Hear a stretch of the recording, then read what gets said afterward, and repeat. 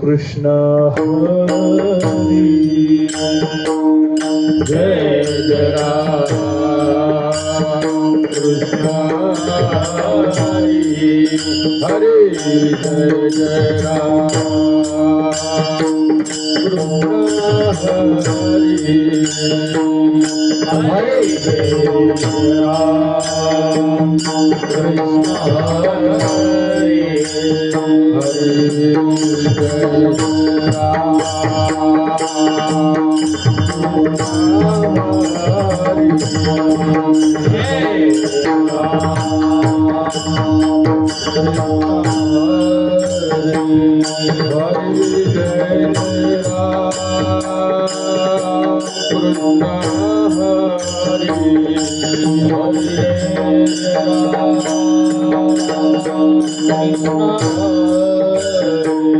हरे जय राम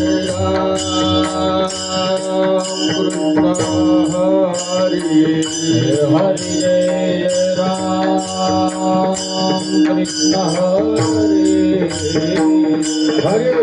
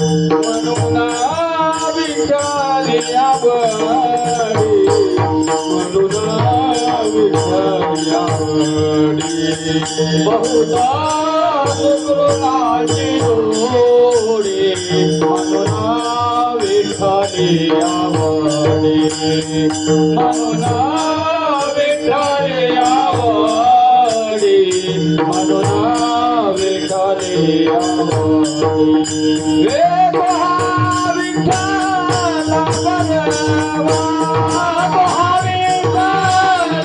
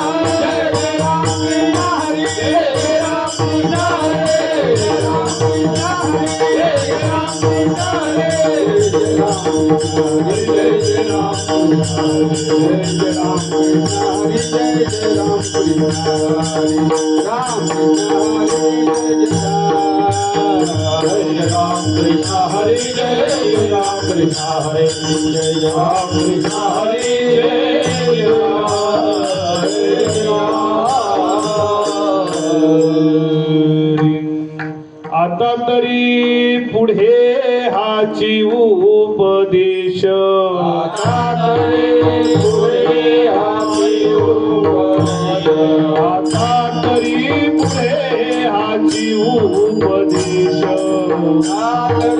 पुढे हाची उपदेश नका करू नाश आयुष्यात नका करू नाश आयुष्याचा नका करू नाश आयुष्याचा आता तरी पुढे हाची उपदेश आता तरी पुढे हाची उपदेश तरी पुढे हाची उपदेश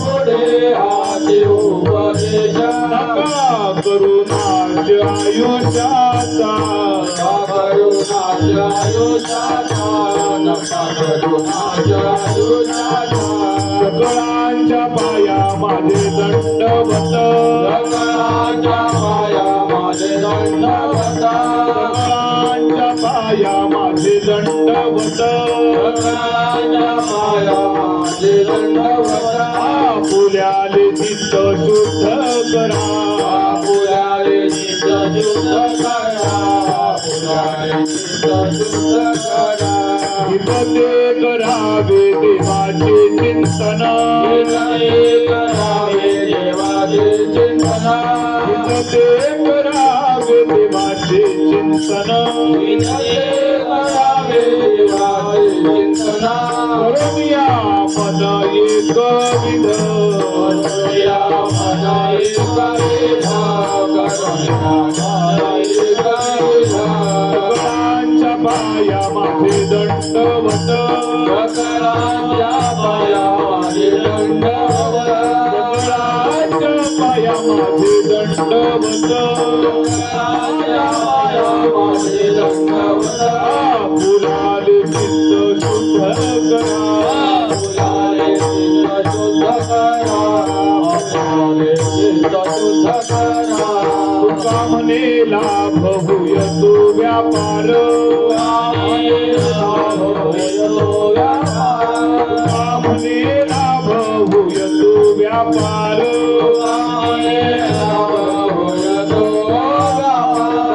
काय भार शिकवावे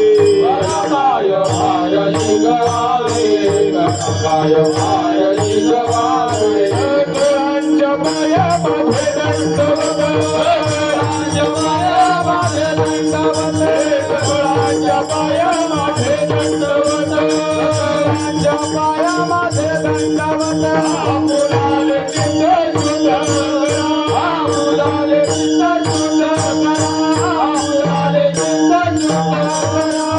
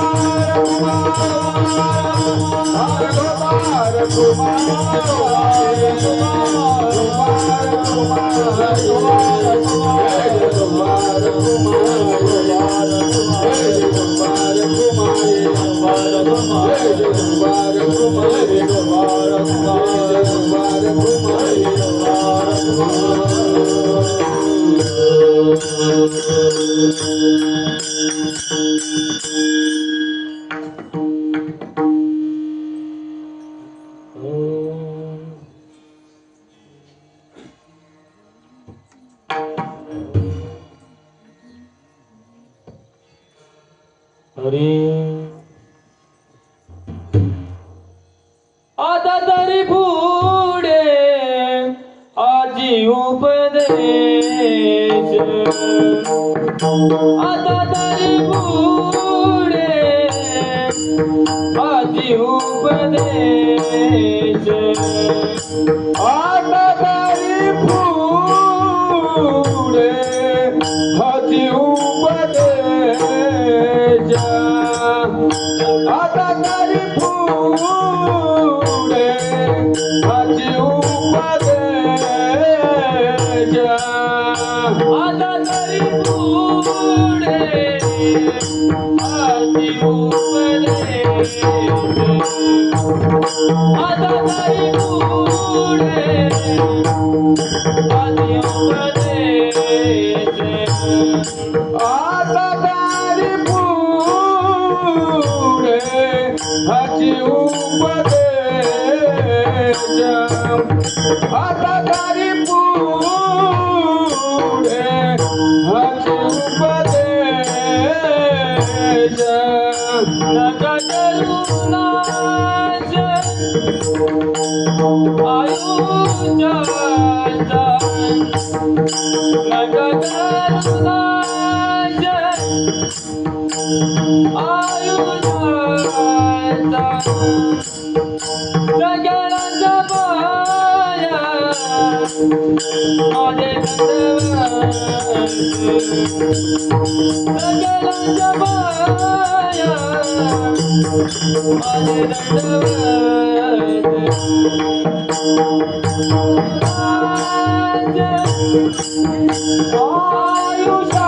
आयुष्याचा नका करुणा राजा आयुष्याचा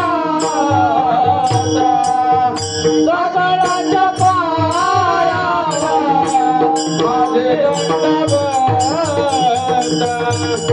सगळ्याच्या पाया माझे दंडवत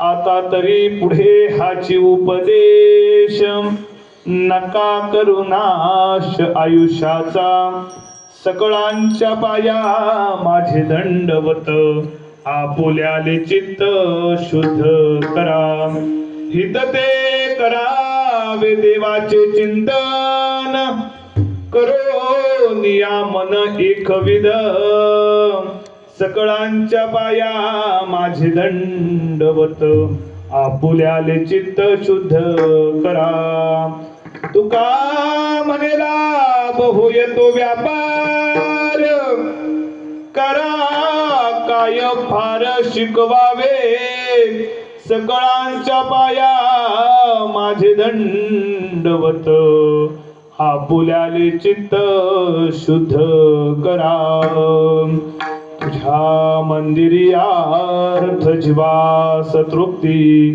तुझ्या दर्शने लोक स्वानंद घेती श्रुती धन्य झाल्या तुझे गीत गाता तुझ्या पायरीशी सदा नम्र माता नवे फूल अश्वत्थ वृक्षास आली जिथे गीत ओवी सवे वेद झाले तुझ्या शब्द शब्दात सायुज्य नाथा तुझ्या पायरीशी सदा नम्र माता महायोग पिठे तटे भीमरत्या वरपुंडली काय दातो मुनेंद्र समागत्य तिष्ठतमानंद कंद परब्रह्मलिंग भजे पांडुरंग पांडुरंगा करू प्रथम नमन दुसरे करण संतांचिया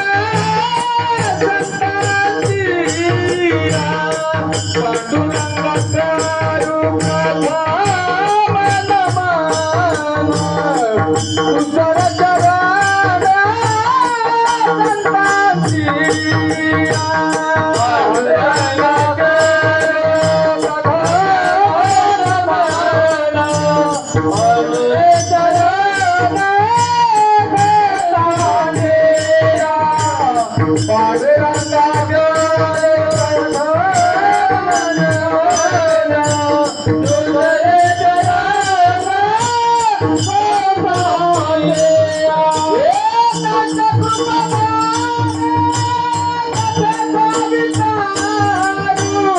Baba kita guru Natakuka Natakuka Gade Dave Daro Baba kita guru Natakuka Natakuka Gade Dave Daro Avale Dajole Dajole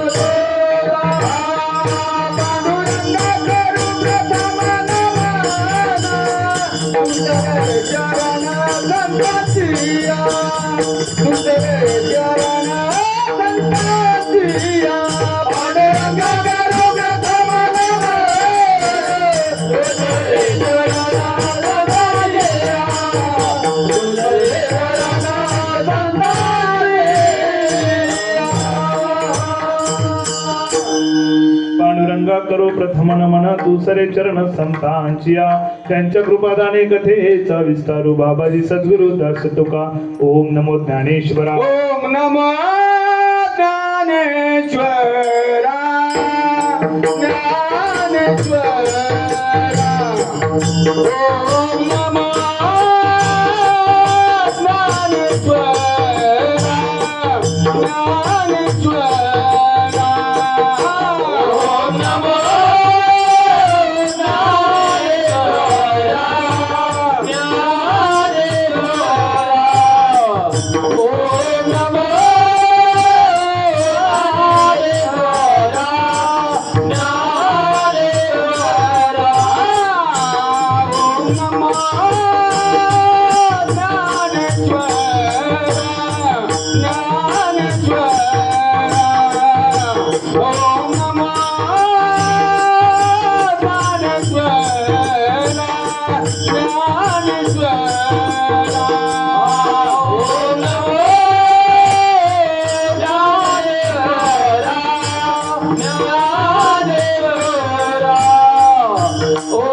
नमो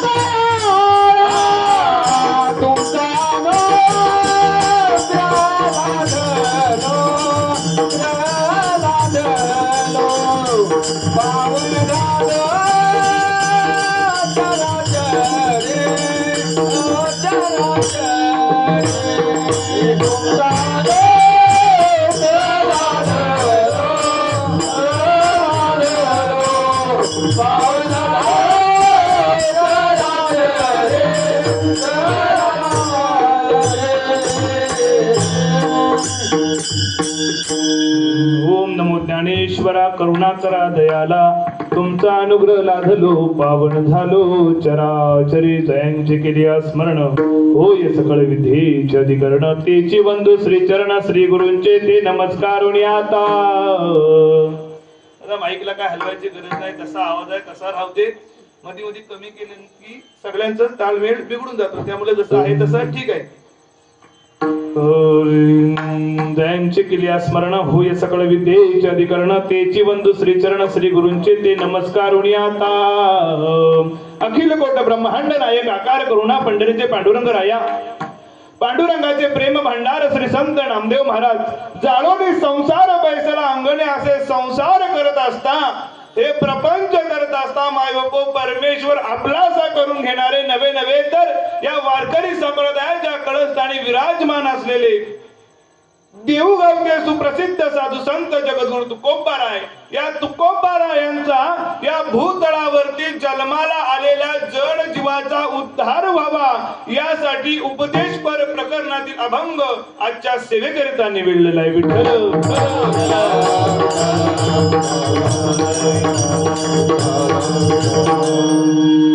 प्रस्तुत अभंगातून जगद्गुरु तुकोबाराय ह्या भूतळावरती जन्माला आलेल्या मानव देहाचं हे देह जे भेटलं ते सार्थकी व्हावं, आपलं आयुष्य सुखाचं व्हावं, हे संसार रूपी जीवन सुखाचं व्हावं यासाठी जगद्गुरु तुकोबाराय या अभंगाच्या माध्यमातून उपदेश करतात. जगद्गुरु तुकोबाराय सांगतायत की आजपर्यंत जे तुम्ही काय तुमच्या आयुष्यामध्ये केले ते सगळं विसरून जा, परंतु आता तरी पुढे हाच उपदेश काय तो सुंदर आपला आयुष्य आहे त्या आयुष्याचा तुम्ही नाश करू नका. एवढं सांगून सुद्धा लोक ऐकली नाही. शेवटी तुकोबारायांना लोकांना दंडवत घालावं लागलं. सकळांच्या पाया माझे दंडवत आपुल्याले चित्त शुद्ध करा. मी तुम्हाला दंडवत घालतो, मी तुमच्या पाया पडतो, परंतु तुमचं जे आपलं चित्त आहे ना ते चित्त तुम्ही शुद्ध करा. आणि जर तुमच्या आयुष्यामध्ये तुम्हाला तुमचं हित साधायचं असेल तर एकाग्र मन करून त्या भगवंताचं नामचिंतन करा, तरच हा तुमचा जो व्यापार आहे भक्ती मार्गाचा तो सुफळ आणि संपूर्ण होईल. हा अभंगाचा थोडक्यात भावार्थ. विठ्ठल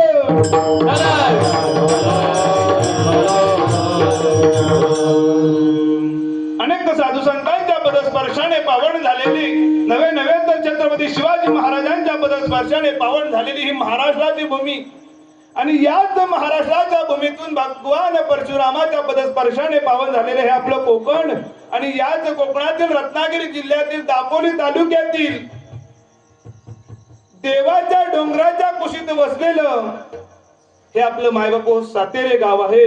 आणि या सातेरे गावामध्ये 115 वर्ष झाली. हा कितवा वर्ष आहे? प्रत्येक वर्षाचा एक एक माणूस जरी बसला असता ना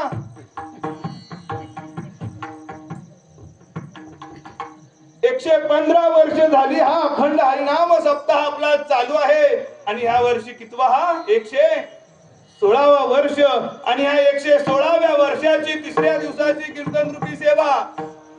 बरोबर ना? बिंदास हो बोलतायत. सप्त्याला किती दिवस झाले आज? हा 4 दिवस. आणि 4थ्या दिवसाची कीर्तन रूपी सेवा. मज पामराये काय थोरपण पायीची वाहन पाय बरी. मज सारख्या पामराला तुम्हा सर्व मायबापांच्या आशीर्वादाने मिळाली त्याबद्दल तुमचे सर्वांचे आभार मानतो. विठ्ठल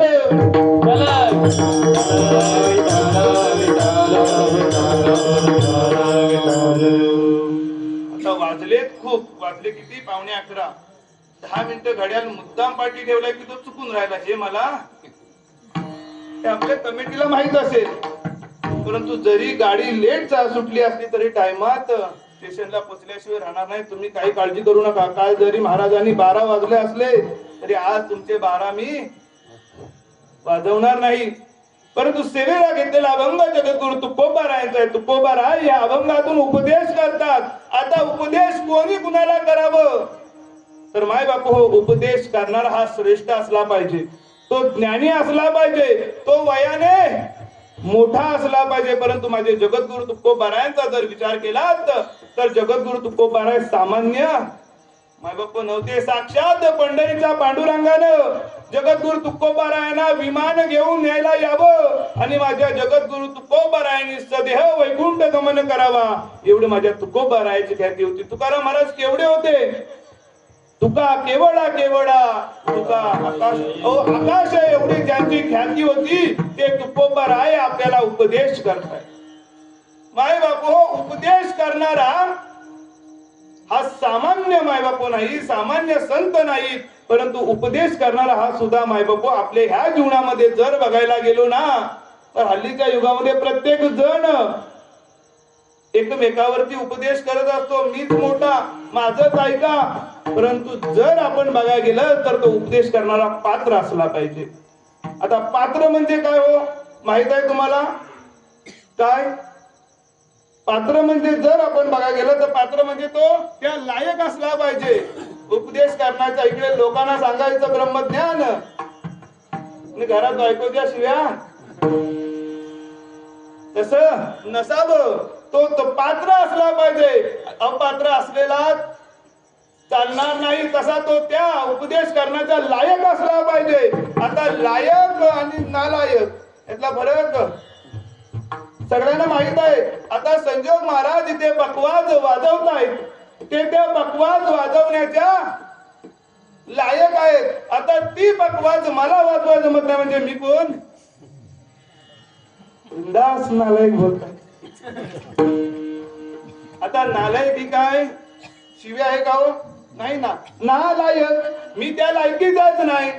मी ती बकवास वाजवण्याच्या पात्र नाही आहे. म्हणून माझे जगद्गुरु तुकोबाराय उपदेश करण्याच्या पात्र आहेत. जगद्गुरु तुकोबाराय काय सांगतायत की आजपर्यंत तुमच्या आयुष्यामध्ये लोकांचे किती खाई चोरलं ना, ते बस करा आजपर्यंत, परंतु उद्यापासून सप्त्याला या. लोकांच्या कितीही आंबे चोरले आजपर्यंत बस करा, परंतु आजपर्यंत तुम्ही देवाचं नाव नाही घेतलं ना तरी ते विसरून जा. परंतु ह्याच्या पुढे तरी भगवंताचं नामचिंतन करत राहा. आता उपदेश कोणी कुणाला केला हो? उपदेश एका संताने ह्या मानव देहाला, आपण जन्माला आलेला प्रत्येकाचा उद्धार होण्यासाठी संताने मायबाप अवतार घेतले. अवतार तुम्हा धराया कारण उद्धराय जन जड जीवा, या जड जीवाचा उद्धार व्हावा यासाठी जगद्गुरु तुकोबाराय उपदेश करतायत. तसंच ह्या आपल्या जीवनामध्ये दोन मायबाप माता होऊन गेला, एक म्हणजे मदालसा आणि दुसरी म्हणजे मैनावती. आता या मदालसेचं जर उदाहरण बघायला गेलं तर ऋतुध्वज राजाची पत्नी मदालसा, या मदालसेला एकूण 4 पुत्र झाले. त्या 4 पुत्रांपैकी पहिले 3 जे पुत्र आहेत त्या पुत्रांना मदालसेने काय केलं तर पालण्यात असताना त्याच 3 जीवांवरती उपदेश केला.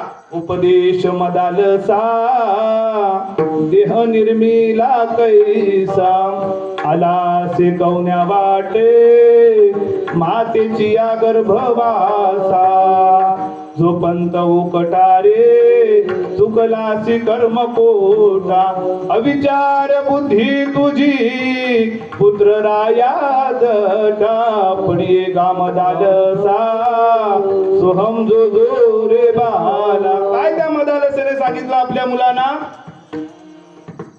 ज्या आपण ह्या मृत्यू लोकांमध्ये आलोय, उपदेश मदालसा देह निर्मिला कैसा, ह्या देहाची निर्मिती कुठून झाली? ज्या वाटेने मायबापू आलो त्या वाटेने परत आपल्याला जायचं आहे. आणि त्या पाळण्यामध्ये ती आईनं आपल्या मुलांना उपदेश केला आणि पहिल्या 3 मुलांचा तिने उद्धार केला. 3 मुलं कुठली तर सुभाऊ, अलर्क, ऋतुध्वज राजाचे 4 पुत्र आहेत. सुभाऊ, शत्रुमर्दन, अलर्क. हा जो अलर्क आहे शेवटचा मुलगा, त्या अलर्काला काय केलं तर ऋतुध्वज राजाने सांगितलं की हे बघ, 3 मुलं तू जंगलामध्ये सोडून दिलीस, त्यांना लहानपणीच त्यांच्यावरती तू उपदेश करून त्यांना मुक्त केलीस, परंतु एक मुलगा आपला नाव सांगण्यासाठी, आपलं हे राज्य सांभाळण्यासाठी असावं. म्हणून त्या आईनं काय केलं, एका मुलाला त्या संसार रूपी जीवनात ठेवून भगवंताचं नामस्मरण कसं करायचं ह्याचं ज्ञान दिलं. आणि त्या 3 मुलांचं तिने आयुष्यभर मायबापो संगोपन करत असताना उपदेश त्यांना दिला. आणि ती 4ही मुलं जी आहेत ती 4ही मुलं मायबापो आपल्या त्यांच्या आयुष्यामध्ये सुखरूप संसार रूपी जीवन जगत होते. तसंच दुसरीकडे जर बघायला गेलात तर मैनावती गोपीचंद राजाची आई. हा गोपीचंद राजा काय करत होता, एके दिवशी आपल्या ज्या स्त्रिया आहेत त्या स्त्रिया समवेत स्नान करत होता. आणि त्या गोपीचंद राजाच्या आईनं माडीवरतून गोपीचंद राजाला पाहावं गोपीचंद राजा, ह्या राजाचा जो संपूर्ण राज्याची सत्ता ज्याच्याकडे आहे, मालक जो आहे तो राजा, त्याच्या स्त्रियांना समवेत स्नान करतोय, स्त्रीमध्ये तो गुंतून गेलाय. त्यामुळे त्या आईला रडू आलं. आता आईला रडू आल्यानंतर तिच्या डोळ्यातून येणार जे अस्वच आहेत, जो पाणी आहे, ते मायबापू त्या अश्रूंच्या धारा त्या राजाच्या अंगावरती पडले. राजा वरतून बघतो तर काय आपल्यावरती पडलं, तर त्याची आई रडत होती. राजाने तिथेच स्नान ठेवलं, लगेच ताबडतोब कपडे बदलले आणि आईला भेटण्यासाठी गेला. आईला विचारलं, सांग आई, तुझ्या या डोळ्यामध्ये अश्रू कोणामुळे आले, कोणी तुला रडवलं? त्यावेळेस आई सांगत होती, बाळा, मला कोणी रडवलं नाही रे, परंतु मी आज काय हे पाहतोय, ज्या राजाने आपली संपूर्ण सत्ता, ज्या राजाच्या हातामध्ये संपूर्ण सत्ता आहे, नवे नवे तर या प्रजेचं रक्षण करणारा राजा आज स्त्रियांमध्ये डुबून गेलाय. त्यामुळे मला वाईट वाटलंय. त्या क्षणी त्या राजाने आईला सांगितलं, आई, तुझी इच्छा तरी काय, मी काय करावं? त्यावेळेस आईनं सांगितलं, हे संपूर्ण राज्य तू सोडून दे आणि जंगलामध्ये जाऊन राहा. त्याच आईने उपदेश केला गोपीचंद राजावरती आणि गोपीचंद राजा आईच्या उपदेशाने जंगलामध्ये गेला. माय बापू, मला सांगायचं एवढं, उपदेश करणारा सुद्धा श्रेष्ठ असावा लागतो. तसे माझे जगद्गुरु तुकोबाराय श्रेष्ठ आहेत. तर जगद्गुरु तुकोबारायाने या मानव देहाला जन्माला आलेल्या तुम्हा आम्हाला मायबापू उपदेश केला, तर काय, हे अभंगाचं प्रथम चरण. आता तरी पुढे हाजी उपदेश, आता तरी पुढे हाजी उपदेश, आता तरी पुढे हाजी उपदेश, आता तरी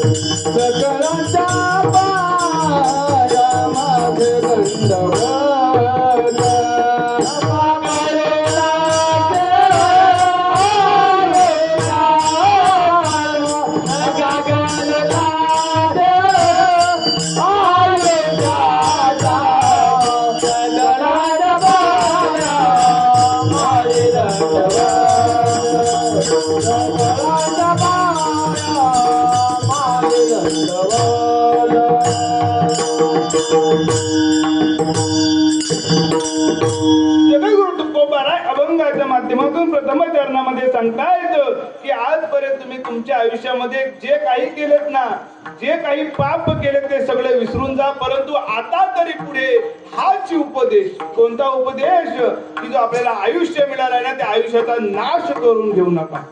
आता नाश करणे म्हणजे काय हो? नाश करणे म्हणजे काय? आपण आपल्या आयुष्याचा नाश करणे म्हणजे काय? तर मायबापू, जर बघायला गेला तर नाशाचे एकूण 3 प्रकार आहेत. एक स्वाभाविक नाश, एक दुसरा आश्रय नाश आणि तिसरा परता नाश. हे नाशाचे 3 प्रकार. या तिन्ही प्रकारामध्ये कुठल्या ना कुठल्या पद्धतीने तुमचा काय, माझा काय मायबापू, नाश हा नक्की होणार आहे. त्यामध्ये पहिला प्रकार स्वाभाविक नाश. आता स्वाभाविक नाश म्हणजे काय? भगवंताने आपल्याला सुंदर नरदेह दिलाय, परंतु तो नरदेह दिलाय तो किती वर्षाचा आहे हो? अल्प आयुष्य मानव देह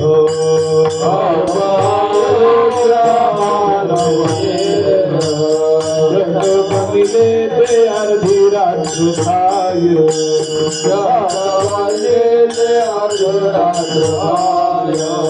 मग बाळत्व पिढा रोगजय बाळत्व पिढा रोगजय माधव भजनाची उरले ते पायगा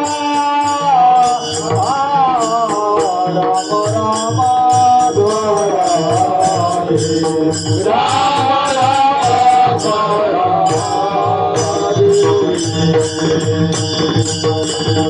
देवाने आपल्याला आयुष्य कमी दिले, किती अल्प आहे, परंतु किती वर्षाचा आहे तर 100 वर्षाचे. शतक गणिले ते अर्धरात्र काय, त्यामध्ये अर्धी रात्र झोपण्यात जाते, त्यामध्ये बाळत्व पिढा रोग क्षय अनेक प्रकारे आपला हा देह आहे, आयुष्य आहे. परंतु जे 100 वर्षाचं आपल्याला आयुष्य मिळालंय त्यामध्ये 80 ते 100 ह्या 2,20 वर्षामध्ये ज्याचं मरण होतं ते म्हणजे स्वाभाविक नाश. आपल्या पद्धतीत म्हातारं झालं आणि आपण मेलो की ते म्हणजे स्वाभाविक नाशाचा दुसरा प्रकार म्हणजे कुठला तर परतानाश. आता परतानाश म्हणजे काय तर परतानाश म्हणजे एखाद्या व्यक्तीकडून आपलं मरण होणे, एखाद्या व्यक्तीनं आपल्याला मारणे. आता सध्या बघायला गेलं तर हे मारण्याचे प्रकार कमी झाले, परंतु पळवून नेण्याचे प्रकार जास्त वाढले. मारण्याचे प्रकार या सध्याच्या युगामध्ये कमी आहेत, परंतु पळवून नेण्याचे प्रकार वाढले. त्याला कुठला नाश आपण म्हणतो जागे हात ना पाठीमागे, हा कुठला नाश परतानाश. मला माहित आहे 11 वाजले. आता तिसरा प्रकार आश्रय नाश. आता आश्रय नाश म्हणजे काय, एखाद्या व्यक्तीने आपल्या जीवनाला कंटाळून घरामध्ये रशीला फास लावून घेतला तर त्याने कसला आश्रय घेतला त्या रशीचा. आपण म्हणणार नाही की रशीच्या सहाय्याने तो मेला, आपण काय म्हणू त्याने फास लावून घेतला. परंतु तो फास लावून घेत असताना त्या रशीचा त्याने आश्रय घेतला, म्हणून त्या आश्रय नाशामध्ये हा प्रकार मोडतो. त्यानंतर एका रस्त्यावरून चालत असताना एखाद्या गाडीमधून जात असताना आपला मृत्यू झाला, गाडीवरून पडून त्या गाडीचा आपण आश्रय घेतला आणि आपण त्या दरीत मायबापू कोसळलो.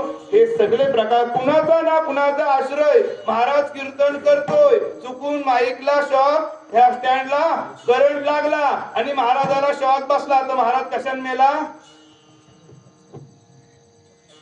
करंट लागून. म्हणजे त्या वस्तूचा काहीतरी आश्रय घेऊन मृत्यू होणे म्हणजे आश्रय नाश. या तिन्ही प्रकारामध्ये कुठल्या ना कुठल्या एका प्रकारामध्ये मायबापू तुमचा आमचा मृत्यू हे ठरलेलंच आहे. या व्यतिरिक्त दुसऱ्या प्रकारामध्ये आपला मृत्यू कुणाचा होत नाही. म्हणून हे आपल्याला मिळालेलं सुंदर आयुष्य आहे, त्या आयुष्यामध्ये नाश आपला जर चांगला व्हायचा असेल तर आपल्याला जगद्गुरु तुकोबाई उपदेश करतायत की आता तरी पुढे हाची उपदेश नका करू नाश आयुष्याचा. इथपर्यंत जगद्गुरु तुकोबाई थांबले नाहीत. त्यांना माहित आहे मी किती सांगितलं तरी लोक माझं सांगून ऐकणार नाही, कारण की ज्या भगवंताने सुंदर नरदेह फुकट दिलाय आपल्याला त्याचीच किंमत कळली नाही तर तुकोबारा सांगून सांगून आपल्याला कळेल का हो नाही ना. किती लोकांना ओरडून सांगा अहो गावात सप्ताह बसलाय, सप्त्याला नाही तरी जेवायला तरी येतात आपल्याकडे जेवायला. हा आता खातात नाही घरात जातात ते काय मला माहिती नाही, दुपारचं यायला लागेल त्यासाठी. परंतु ही मानवाची जातच मायबापू लावड आहे. किती चांगलं सांगायचा प्रयत्न केलं तर वाकड्या चिरल्याशिवाय आपण राहत नाही. लोकांना किती सांगा अहो आज आलीत ना त्यांच्यावरती उद्या दंड बसवा तरी लोक काय म्हणतील किती द्यायचे 50 रुपये ना, हे घ्या माझे 50 रुपये, मला काय तुमच्या कीर्तनाला यायला जमणार नाही. सप्ते करायचे कशासाठी, लोकांना जेवण घालायची बुवा लोकांचं कीर्तन ठेवाय मायबापू नाही तर त्या भगवंताचा आपल्या मुखातून नामस्मरावं. मुखातून सोडा, मुखात विमल खाल्ली असेल, तंबाखू खाल्ला असेल, परंतु त्या भगवंताचं कानानं ऐकलत ना तरी उद्धार आपला मायबापू होणार आहे. एवढी ताकद या सप्ताहामध्ये आहे. परंतु आपल्याला सप्त्याला जाणं नाही आणि विश्वबाला आल्याशिवाय हो विश्वभाला पकावते हार 50 रुपयाचे कशाला 25 रुपयाचे हार आणायचं ना महाराज किती 5 मिनिटं गळ्यामध्ये घालतो. आई बापो सांगायचं तात्पर्य एवढं सप्ते करायचे कशासाठी तर त्या भगवंताचं नामस्मरण वर्षाचे 365 दिवसातून 7 दिवस तरी आपल्या मुखातून यावं यासाठी मायको करायचं सप्ते विठ्ठल. परंतु जगद्गुरु तुकोबारायांना माहित आहे मी किती सांगितलं मी किती ओरडलो तरी लोक ऐकणार नाही. शेवटी जगद्गुरु तुकोबारायांना अकालोनी सांगे तुका अकालोनी सांगे तुका अकालोनी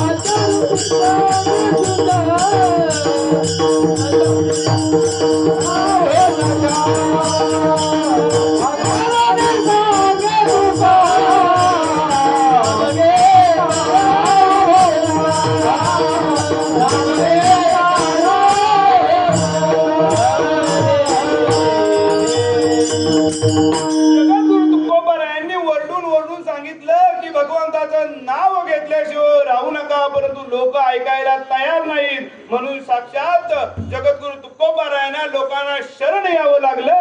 अभंगाचं द्वितीय चरण. सकाळच्या पाया माझ्या दंडवाला सकाळच्या पाया माझ्या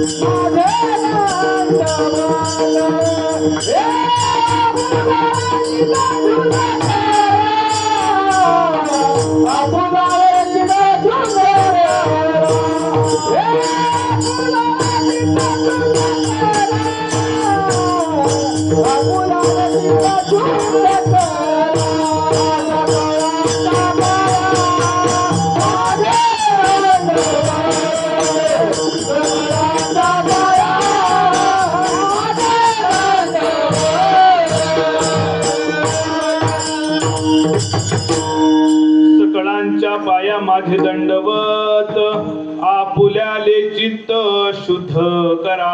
जगद्गुरु तुकोबाराय अभंगाच्या द्वितीय चरणामध्ये सांगतात की सकळांच्या पाया माझे दंडवत.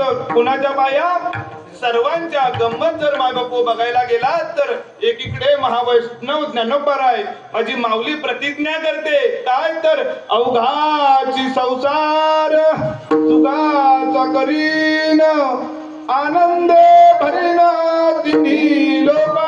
काय माऊली महावैष्णव ज्ञानोबाराय म्हणतायत की अवघाचे संसार सुखाचा करेन. आणि इकडे तर माझे जगद्गुरु तुकोबाराय काय सांगतायत? सकळांच्या पाया माझे दंडवत. मी सगळ्यांच्या पायावरती दंडवत घालायला तयार आहे. पण इकडे ज्ञानोबाराय म्हणतायत की अवघाचे संसार भक्त मी सुखाचा करेन. आता हे अवघे कोण हो? अवघे कोण? सातेरे गावामध्ये 100, 200, 1000 लोक आहेत. परंतु ह्या सप्ताहासाठी आज कीर्तनासाठी उपस्थित राहिले ते म्हणजे अवघे घरात बसून सिरियली बघणारे अवघे नाही, त्याच अवघ्यांचा मी संसार सुखाचा करेन. काय होतीस तू, काय झालीस तू, ह्या बघणाऱ्यांचा. बरोबर ना? टाइम झाला आता. काजळ माया चालू झाले असेल, सगळ्यांचं लक्ष आपलं तिकडं असेल.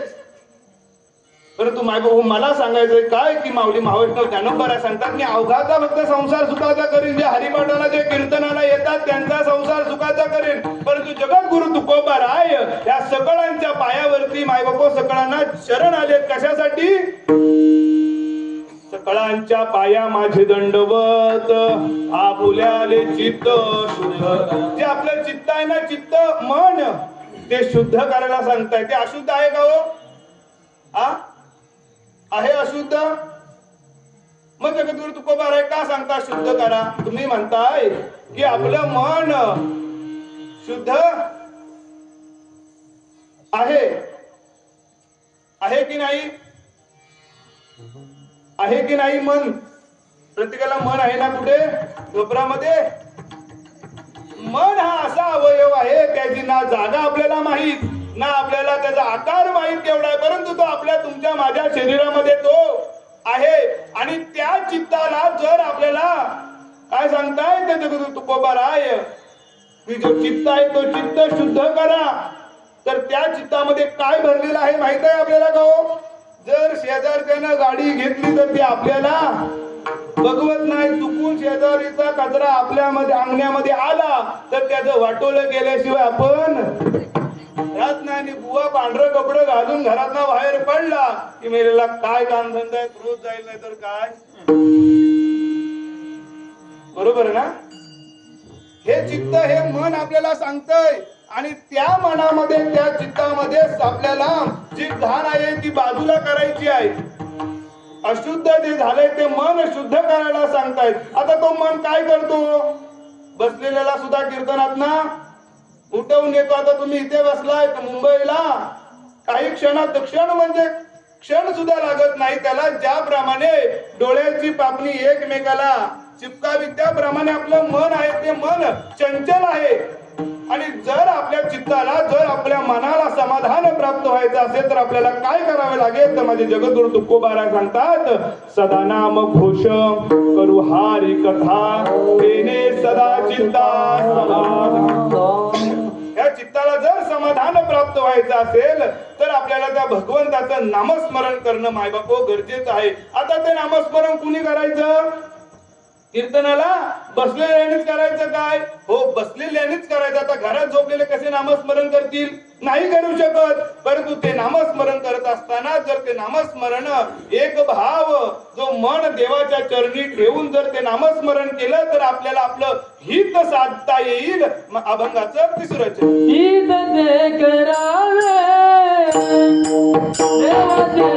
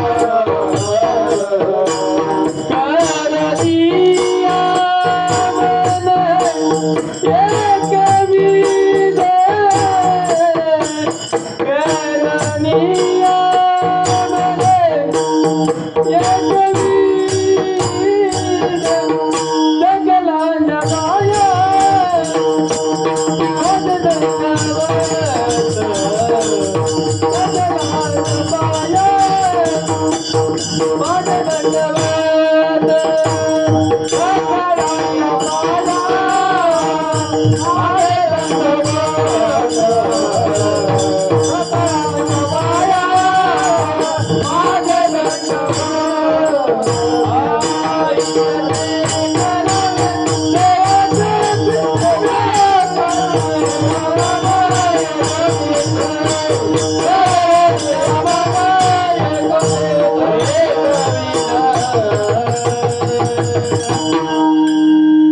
हित ते करावे देवाचे चिंतन करून या मन एकविध. काय महाराज सांगतायत, जर आपल्याला आपलं हित साधायचं असेल ना, तर हित साधत असताना पाठीमागे झोपू नका, हिताचं ऐका. हित आपल्याला जर आपलं साधायचं असेल तर आपल्याला काय करावे लागेल, जो आपलं जो मन आहे तो मन एकविध करून त्या भगवंताचं नामस्मरण करता आलं पाहिजे. आता त्या मनाला एकविधता आपल्याला करता येते का हो? येते नाही येत. सहज आपण सकाळी जरी उठलो, आंघोळ केली, देवाचं नामस्मरण करता करता भगवंताची पूजा करत असलो ना, आणि त्या पूजा करताना घड्याला बघतो, घड्यालाच वाजले 8:30, मला 9 वाजता कामावरती पोहोचायचं आहे. त्या भगवंतालाच पूजत असताना, भगवंताची पूजा करत असताना गुरुर ब्रह्मा गुरुर विष्णू गुरुर देव महेश्वर, अगं चाय देतेस ना कुठे करून या मन एकविध नवे नवे. तर अहो समजा जर देवाची पूजा चालले, चांगले मंत्र बोलतोय, एखादा कुत्रा आला तरी हात आला मेल्याचा करून या मन. तो मन आपल्याला एकविध करायला सांगतात, पण तो मन असा एवढा चंचल आहे की तो एकविध राहता कधीच आपल्या जवळ राहणार नाही. जसं मगाशी सांगितल्याप्रमाणे बसलोय कीर्तनात, परंतु लक्ष 11 वाजले, आता झोपायला सोडा. प्रत्येकाच्या मनात मागापो, प्रत्येकाचं मन वेगवेगळं आहे आणि प्रत्येकाच्या मनात विचार वेगवेगळे आहेत. परंतु हे मन करतं तरी काय? ज्याप्रमाणे डोळे बघतात त्याप्रमाणे मन सुद्धा सगळीकडे फिरत जातो. माऊली महावैष्णव ज्ञानोबराया ज्ञानेश्वरीमध्ये वर्णन करतायत की जे कामाचे डोळे दाविती ते इंद्रिया गोडी लाविती, तैसे 7 प्रचिती पुढी जाया. काय सांगतायत माऊली महावैष्णव ज्ञानोबराया?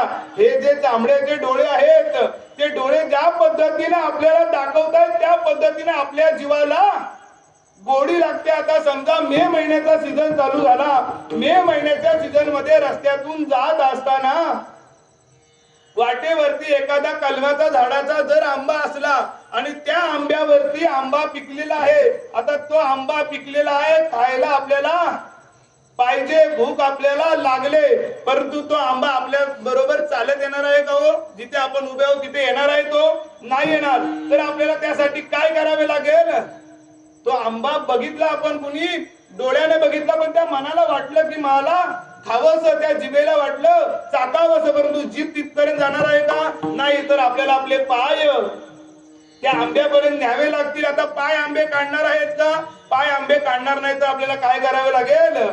हात वरती करावा लागेल, त्या हाताने तो आंबा काढावा लागेल, तो आंबा तोंडाजवळ न्यावा लागेल. तोंडाजवळ न्याल्यानंतर जीभ त्याची चव चाखणार आहे. आता जिभेने चव चाकली, या पोटाची भूक भागली. आता पोटाची भूक भागल्यानंतर त्या बागेतून बाहेर येताना त्या मालकाने आपल्याला पकडलं. त्या मालकाने कुठलाच विचार केला नाही, हातात असणारी काठी घेतली आणि पाठीवरती चोपायला सुरुवात केली. आता मला सांगा, ज्या पाठीने मार खाल्ला त्या पाठीने आंबा खाल्ला काय? भूक कुणाला लागली? पोटाला लागली. त्या आंब्यापर्यंत गेला कोण? पाय गेलेत. आता तो आंबा काढला कुणी? तर त्या हाताने काढला. तो आंबा खाल्ला कुणी? तोंडाने खाल्ला. त्याची चव चाकली कुणी? जिभेने खाल्ली. पोट पुन्हा आपलं भूक कुणाची भागली? पोटाची. आता त्यात पाठीची काय चूक? तसंच माय बापू आपल्या जीवनात तसंच झालंय. हे मन आपल्याला एक चित्त एकाग्र मन राहून देत नाही, म्हणून कुठेतरी जाऊन आपण आपल्या आयुष्यामध्ये फसत असतो. आणि जे साधू संतांनी मार्ग धावून गेले आजी दयानिधी संत, ते त्या संतांच्या मार्गाने चालत असताना आपण सगळं विसरून गेलोय. नको त्यांच्या मागे आपण फिरत चाललो. अनेक धर्मामध्ये अनेक असे प्रकार आहेत, अनेक पंथ आहेत की ते पंथ नको ते आपल्या मार्गाला घालवत असतात, परंतु आपला वारकरी संप्रदाय या जगामध्ये सगळ्यात श्रेष्ठ, हिंदू धर्मामध्ये सर्वात श्रेष्ठ असणारा वारकरी संप्रदाय माझा. आणि त्या वारकरी संप्रदायाकडे आपण वळून सुद्धा मायबाप हो बघत नाही. एवढं आपल्याकडे जे आपल्या जवळ आहे ते आपल्याला नको आवडतं. गावातला बुवा लोकांना चालत नाही, मला रोज तोच सांगतो, गावातला नको, बाहेरचा आणा. बाहेरचा काय सांगणार आहे? जे माझ्या तुकोबानी, जे माझ्या ज्ञानोबानी, जे मायबाप संतांचं वर्णन आहे ते सुद्धा तुम्ही आम्ही करणार आहोत. परंतु ज्या भूमीमध्ये ज्या आपण वाढलो त्या भूमीमध्ये सिंधुताई सपकाळ मायबाप जाता जाता एक वाक्य सांगून गेल्या, आपल्याला जर मोठं व्हायचं असेल ना, तर ह्या महाराष्ट्रामध्ये जर आपल्याला मोठं व्हायचं असेल तर आधी मरावं लागतं मायबाप हो. मरावे परी कीर्ती रूपे उरावे. जिवंत असताना त्याची किंमत आपल्याला कळत नाही. मेलं की लोक बोलतात, तो बेवडा असला तरी त्याच्या 12व्या 13व्याला भाषण करतात, दादा चांगले होते, तुम्ही थोडे दिवस राहिले असते तो गावाचा वाटोला. कधी रस्त्याने सरळ न येणाऱ्या माणसाला सुद्धा थोडे दिवस कशाला मायबाप. म्हणूनच सिंधुताई सपकाळ सांगून गेल्या की जर महाराष्ट्रामध्ये जर मोठं व्हायचं असेल तर आपल्याला मरावं लागतं. आणि मेल्यानंतरच भाषण करता, जिवंत असताना आपल्याला साधं फळ सुद्धा कोण घेऊन येणार नाही. अशी ही आपली महाराष्ट्राची माती आहे. आणि त्या महाराष्ट्राच्या मातीमध्ये मला काय सांगायचं होतं, करोनिया मन एकविध. आता ते एकविध मन करत असताना, ते भगवंताची भक्ती करत असताना तुकोबाराय सांगतात की जर आपल्याला या जीवनामध्ये आपल्याला यशस्वी व्हायचं असेल तर आपला व्यापार, आपला व्यवसाय चांगला असला पाहिजे. हे अभंगाचं शेवटचं चरण. तुका म्हणे लाभ होय तो व्यापार, तुका म्हणे लाभ होय तो व्यापार, म्हणे लाभ होय तो व्यापार, तुका म्हणे लाभ होय तो व्यापार, तुका म्हणे लाभ होय तो व्यापार, तुका म्हणे लाभ होय तो व्यापार, तुका म्हणे लाभ होय तो व्यापार, तुका म्हणे लाभ होय तो व्यापार. करा काय फार शिकवावे, शिकवावे, करा काय फार शिकवावे, सकलाच्या पाया माझे दंडवत, सकलाच्या पाया माझे दंडवत, सकलाच्या पाया माझे दंडवत, सकलाच्या पाया माझे दंडवत, सकलाच्या पाया माझे दंडवत, सकलाच्या पाया माझे दंडवत, सकलाच्या पाया माझे दंडवत, सकलाच्या पाया माझे दंडवत. महाराज शेवटच्या चरणामध्ये सांगतात की तुका म्हणे लाभ होय तो व्यापार, करा काय फार शिकवावे. हे संसार रूपी जीवनामध्ये मायबापो व्यापार असा करा की त्याने आपल्याला फायदा होईल. परंतु व्यापार करत असताना तो व्यापार चांगला असला पाहिजे, आपला धंदा चांगला असला पाहिजे, आपला बिझनेस चांगला असला पाहिजे. प्रत्येकाला मायबाप वाटत असतं की मी कुठला तरी व्यवसाय चालू करावा आणि त्या व्यवसायामध्ये मला चांगलं उत्पन्न मिळावं. परंतु ते उत्पन्न मिळत असताना त्या उत्पन्नाचा वापर चांगल्या कामासाठी झाला पाहिजे. कुठेतरी सप्त्याला दान दिलं पाहिजे. नाहीतर लोकांच्या हल्दीमध्ये, लोकांच्या वरातीमध्ये जर पैसे फुकटची दारू पिऊन जर पैसे उडवायला गेलो तर तो धंदा, तो व्यवसाय मायबाप यशस्वी होणार नाही. का? कारण की जे लक्ष्मी आपल्याकडे आहे त्या लक्ष्मीचा चांगल्या ठिकाणी उपयोग झाला पाहिजे. म्हणून जो व्यापार, जो व्यवसाय आपण करतो त्याने लाभ आपल्याला होणारच आहे. परंतु या भक्तीमध्ये जर बघायला गेला तर भक्तीमध्ये अनेक प्रकार पडतात. त्यामध्ये एक दांभिक भक्ती. दांभिक भक्ती म्हणजे काय? फक्त लोकांना दाखवण्यासाठी केलेली भक्ती. मी मोठा महाराज, मी मोठा बुवा, माझ्या पाया पडा. कशाला? फक्त लोकांना दाखवण्यासाठी केली जाणारी भक्ती मायबाप हो. अशी संपत्ती करता केली जाणारी भक्ती, फक्त पैशासाठी केली जाणारी भक्ती, असे अनेक प्रकार या भक्तीमध्ये मोडतात. परंतु जो आपण व्यापार करतोय या संसार रूपी जीवनामध्ये, या भवसागरामध्ये मायबाप जर करायचा असेल, आपला व्यापार सुरळीत व्हायचा असेल तर एकमेव साधन म्हणजे या भक्तीमध्ये त्या भगवंताच्या सानिध्यामध्ये राहून, त्या भगवंताचं नामचिंतन करून, त्या भगवंताला आपलंच करून घेणं. म्हणून सगळ्यांनी एकदा भगवंताचं नामचिंतन करा. विठोबा विठोबा रखुमा विठोबा रखुमा विठोबा रखुमा विठोबा रखुमा विठोबा रखुमा विठोबा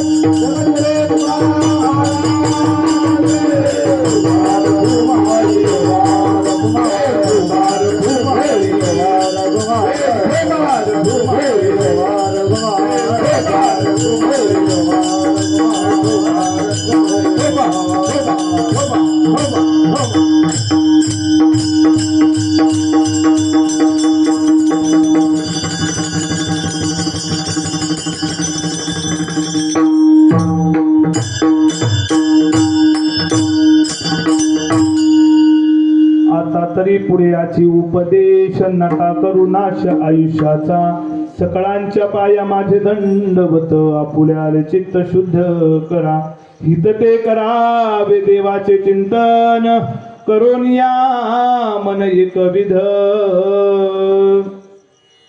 तुका म्हणे लाभ होय तो व्यापार करा काय फार शिकवावे सकळांच्या पाया माझे दंडवत आपुल्याले चित्त शुद्ध करा विठ्ठल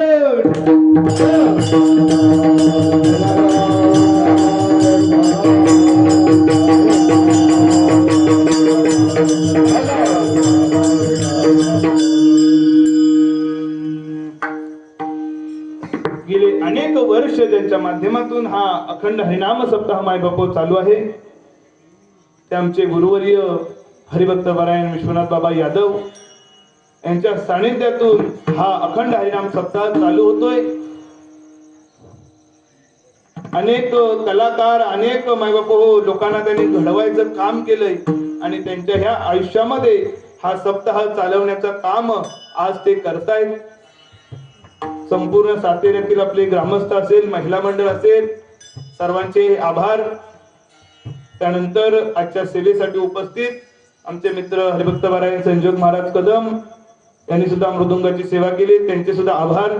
त्यानंतर आज ह्या आपल्या सप्त्यासाठी उपस्थित राहिले आमचे गायनाचार्य खाडे महाराज असतील आमचे उद्योग महाराज असतील आमचे प्रसाद महाराज असतील त्यानंतर आमचे सर्व बाळगोपाळ चोपदार विनेकरी भानत बाबा असतील या सर्वांचे आभार मानतो. आणि ज्यांना आपल्या ह्या कार्यक्रमाची माहिती संपूर्ण जगभर प्रसारण केलं ते आमचे हरिभक्त पारायण तुषार महाराज संतवाणी या युट्यूब चॅनलद्वारे त्याने आपल्या ह्या संपूर्ण गावाचं होणारा 7 दिवस सप्ताह लोक घरात बसून सुद्धा पाहतायत म्हणून ते मंदिरात येण्याचे कष्ट घेत नाहीत. आता त्याचा उपयोग चांगल्यासाठी करतात असं म्हणावे लागेल. त्यांच्याद्वारे संपूर्ण गावाला असेल संपूर्ण जगभरामध्ये मायबापो हा आपला कार्यक्रम प्रसारित होत आहे आणि लोकांना तो पाहायला मिळतोय. त्यांचे सुद्धा आभार मानतो. आणि एक सांगायचं झालं तात्पर्य की तुम्ही सातेरवाले खूप भाग्यवंत आहात. त्याचं कारण मायबापो एवढंच आहे की ज्याने आपलं आयुष्य संपूर्ण या वारकरी संप्रदायासाठी घालवलं ज्याने आपल्या आयुष्यामध्ये हा दापोली तालुका एकत्रित करण्याचं काम केलं ते आमचे गुरुवर्य विश्वनाथ बाबा यादव हे प्रथमतः दापोली तालुक्याचे अध्यक्ष झाले. आज वयानुसार त्यांनी पद पुन्हा तुमचं गावचं भाग्य उजळलं आणि या तालुक्याची जिम्मेदारी आमचे हरिभक्त पारायण गुरुवर्य समान असणारे आमचे गुरुबंधू सुद्धा म्हणायला हरकत नाही आमचे गुरुवर्य किशोर महाराज चौगुले यांच्याकडे ही तालुक्याची धुरा सोपवले. मी महाराजांचं सुद्धा आपल्या संपूर्ण वारकरी संप्रदायातर्फे आभार मानतो. दोन्ही अध्यक्ष जे तालुक्याला भेटले ते तुमच्या सातेरे गावालाच, नाही आमच्या सोवेली नाही, शिरसाडी नाही, कुठल्या दापोली तालुक्याला. त्यासाठी तुम्ही भाग्यवंत आहात. एका गुरुकडून दुसऱ्या शिष्याला मायबाप होते अधिकार प्रदान झालाय. त्यामुळं दोघांचे मी आभार मानतो. झालेली कीर्तन रूपी सेवा भगवंताच्या चरणी अर्पण करतो, माझ्या गुरूंच्या चरणी अर्पण करतो. जर बोलण्याच्या ओघातून जर एखादा शब्द चुकीचा गेला असेलच, असला नाही, गेला असेलच तर मला माफ करा. अजूनपर्यंत जे कोणी आले नसतील त्यांना उद्यापासून आणण्याचा प्रयत्न करा. आजपर्यंत झाले ते पंचकृषीतले झाले, 2 गावातले आणि 2 शेजारचे, परंतु उद्या येणारे महाराज आपले लांबचे आहेत. त्यांना वाटलं पाहिजे की आमचा गाव मोठा आहे, परंतु गावात असणारी माणसं सुद्धा मोठी आहेत. कधी उद्या आल्यानंतर सर्वांना आमंत्रण करा. कुणीतरी गावात फिरा आणि सांगा सप्ताह चालू आहे. झालेली कीर्तन रूपी सेवा भगवंताच्या चरणी अर्पण करतो आणि सेवेला पूर्णविराम. ज्ञानेश्वर माऊली ज्ञानेश्वर माऊली ज्ञानराज माऊली महाराज ज्ञानेश्वर माऊली